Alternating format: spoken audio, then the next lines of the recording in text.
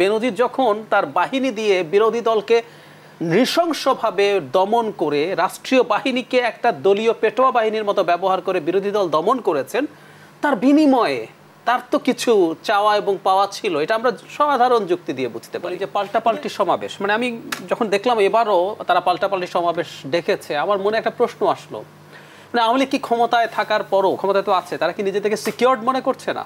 এই ঘটনাটা তারা ইলেকশনের আগে 1 বছর বা 1.5 বছর আগে থেকে শুরু করেছে।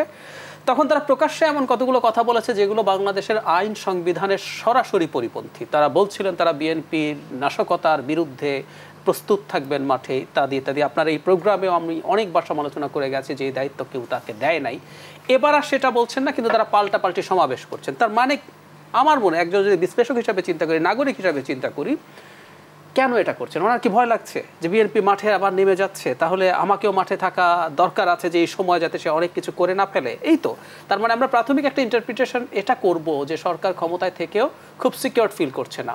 আমি অবশ্য ধারণা করতে পারি ব্যাপারটা, আমরা যে কেউ, সেটা হচ্ছে এরকম, অর্থনীতির অবস্থা তো আসলে ভালো না, নানা রকম সংকটে আছে অর্থনীতি, মানুষ কষ্টে আছে, মূল্যস্ফীতি এমন পর্যায়ে গেছে যে সরকারকে এখন তার জায়গা থেকে স্বীকার করতে হচ্ছে মানুষের কষ্ট হচ্ছে, বাজেটে দিয়ে সেটা সরাতে পারবো কিনা ডিফারেন্ট আলোচনা, কিন্তু এই চেষ্টাগুলো করছে। সো সরকার মনে হয় রাইটলি ভয় পাচ্ছে যে অসন্তুষ্ট মানুষ বিএনপির সাথে কানেক্টেড হয়ে যেতে পারে।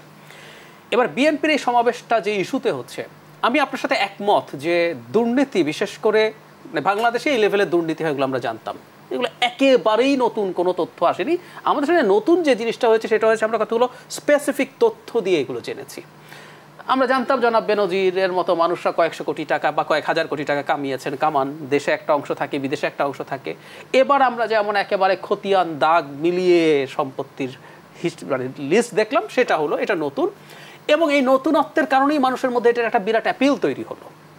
মানে মানুষ ধারণা করছিলেন, কিন্তু এই জিনিসগুলো দেখে তারপরও মানুষ অনেকেই সারপ্রাইজ হয়েছে। আসলে একটু ছোটখাটো দুর্নীতি গা সহা হয়ে গেছিল, কারণ এত বিরাট দুর্নীতি দেখবার পর এখন সেগুলো আলোচনায় এসছে। একদম একদম। আর বিরাট দুর্নীতি যে সামনে আসার কারণে, মানে আপনি কিন্তু জানতেন, মানে আমরা কেউ কি মনে করি জনাব বেনজির যখন তার বাহিনী দিয়ে বিরোধী দলকে নৃশংসভাবে দমন করে রাষ্ট্রীয় বাহিনীকে একটা দলীয় পেটোয়া বাহিনীর মতো ব্যবহার করে বিরোধী দল দমন করেছেন, তার বিনিময়ে তার তো কিছু চাওয়া এবং পাওয়া ছিল। এটা আমরা সাধারণ যুক্তি দিয়ে বুঝতে পারি। কিন্তু ওই যে বললাম, এগুলো এত ক্রুড ইনফরমেশন সহ এসছে, এটা সত্যিকার অর্থে ছিল। এবং আমিও ব্যক্তিগতভাবে মনে করি বিএনপির এইটা নিয়ে খুব শক্ত ধরনের মাঠের প্রটেস্ট হতে পারতো। তারা কিছু বিবৃতি দিয়েছে, বক্তৃতা করেছে, সেটা করতে পারতো, এবং আমি আশা করি তারা করবে, এবং সঠিক সময়টা এখনই আছে। বেগম খালেদা জিয়ার ক্ষেত্রে সম্ভবত কারণটা এটা, আমি যেটা ধারণা করি, আমি ডক্টর হিসেবেও কিছুটা বুঝি, সেটা হলো ওনার যে রোগটা আছে, আমরা জানি যে ওনার লিভার সিরোসিস আছে, এর সাথে ওনার হার্টেরও সমস্যা, ওনার হার্টে পেস মেকার দেওয়া হয়েছে, তার মানে ওনার হার্ট ঠিক মতো বিট করতে পারছে না। এবং যে লিভার সিরোসিস আছে তার একটা বিদেশি সার্জনরা এসে একটা প্রসিডিয়ার করে গেছে, টিপস বলে, তাতে হয়তো ওনার সার্ভাইভেবিলিটি বাড়বে, কিন্তু উনি খুবই খারাপ অবস্থায় আছেন। তাই সেটা নিয়ে আসলে দীর্ঘদিন বিএনপি কিংবা বিরোধী দলের কেউ আন্দোলন করলেন না, এখন এসে কেন তারা আন্দোলন এখন করছেন? কারণ হলো লাস্ট উনি যেবার হসপিটালে গেলেন, এবার ওনার অবস্থাটা অনেক বেশি ক্রিটিক্যাল মনে হয়েছে। আর আমি একটা কথা একটু বলতে চাই, সেটা হচ্ছে বেগম জিয়ার উপরে যা হচ্ছে এটা শুধুমাত্র একটা দলের ইস্যু না।